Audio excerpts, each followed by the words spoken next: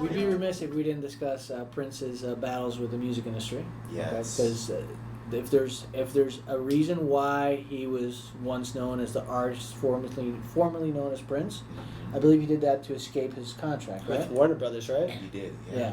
He did that to escape his contract. Then they wouldn't let him on his masters or something Yeah, like they wouldn't let him something on his along masters. those lines. Yeah. So, like, what happens when you record is you've got these two kinds of copyrights. You've got performing copyrights. And for all you artists out there and people who want to be artists, check this out.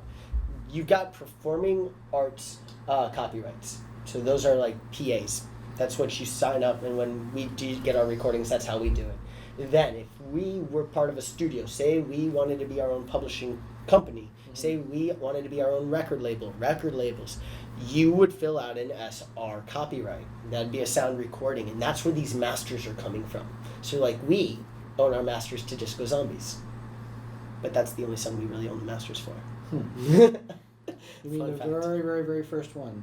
No, in general, Disco Zombies is ours. So, because I own the copyrights as an Right. SR copyright, it belongs to this. All the other songs are performance art copyrights, so they can belong to whoever has the record label at the time. So, but we always keep getting things back, and one day we'll have to worry about all that stuff. Okay. Yeah, Well, Prince had to deal with all of that. Yes. yeah, he did. Yeah. He kind of paved the way for independent artists, really. He really did. Yeah, and the world we live in now, essentially. Yeah. You know, he was ahead of that. Yeah. And Chance the Rapper gets a lot of the credit these days, but it was Prince. It was Prince. That's right. That's right. And Prince, I want to say he suffered quite a bit. yeah, he did, certainly. You know, you could hear it coming out in his music. Mm-hmm. You know, at that time, Yeah, it didn't feel like the Prince we knew 5 years before. yeah, The early Prince. sure. It definitely didn't look like him when he had slave written on his face either. And that was just, that was bold. That was fiery, yeah. Yeah, that was Yeah. bold. But he pushed through that. Yeah. And he won. Yes, he And did. he got all the rights to all of his music. Yeah, You know. But he had to go through it to get to it. yeah, Big time. yes. Yeah, you don't see that a lot nowadays. Everyone's kind of their own, Yeah, you know, they're their own record label. pretty much now, You know. Yeah, we're kind of thrown into a world where the artist is now wearing all the hats. Well, you have to. A&R isn't what it used to be like when Prince was on the uprise. Well, and the everything. money is not what it used to be either, in Right, general. right. You know, it's, Right. just the market is not as big anymore. They don't, the labels, and essentially the artist either, we don't have such a expectation is that music is free. Everyone has Spotify, everyone Right. has Pandora, Right. you know, and a lot of people have the free version where they get the ads every 20 minutes or something. This guy.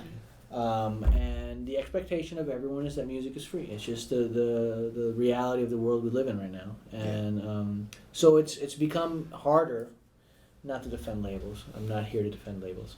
But it's become harder for labels to make music, and then subsequently B, for musicians to make music. However, the flip side of that coin is that musicians now have a lot more control over, and they're making more of their money. That's right. You know, back in the day, if you got 10%, imagine this, right? You're the musician. You're Prince. Mm-hmm. You're Prince. You made Purple Rain.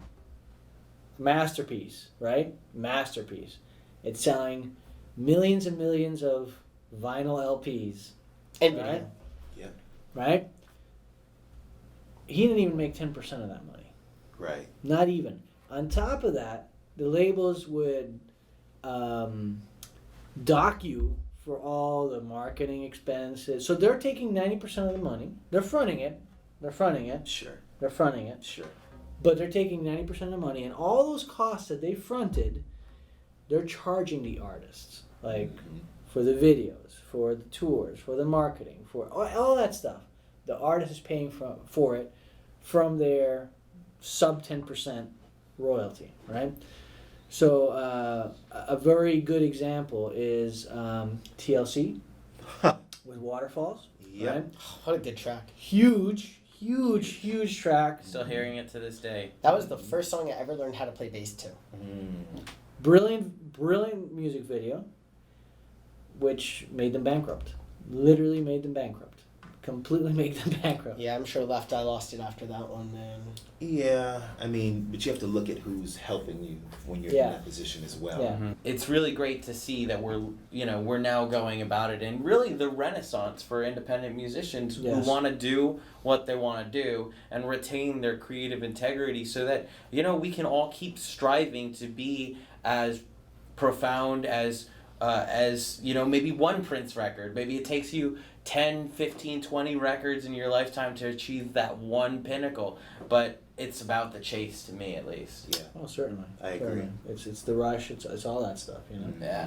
I mean, there's few feelings as awesome as being on stage, having played a fire set, seeing the audience spent. I love that. Seeing them spent. Yeah. And then going, getting off that stage and Ears are ringing. Yeah. and you feel like I felt like a warrior, honestly, on stage, for real. So You think we'll get back to that? eventually, it's gonna change. I think the old model is done, and it's gonna change, but we'll get back to that. The world's gonna go back to a semblance of what it was. Some things are gonna change permanently, I'm pretty sure. Yeah. But it's not like we're never gonna have bars anymore. Right. Even though they just closed all the bars in Miami-Dade County. Hey man, as long as people have problems, bad bosses, etc., they're gonna be bars. Exactly. So that'll come back. Or there will be speakeasies. It's not prohibition just yet. Right. Yeah, just yet. That's right. I know of a couple speakeasies, but you have to DM us. Well, that's our show. I guess this has been our time. I guess this is it. We're gonna cut it right here. I guess. Cool. This is the X, Y, and Sexy. This is Rod Ryder. See Rome. Cody Funkin' Orange. I'm Stu Sauce. Love each other. Stay humble. Stay healthy. See you next week. That's right. See you next week. That's a wrap.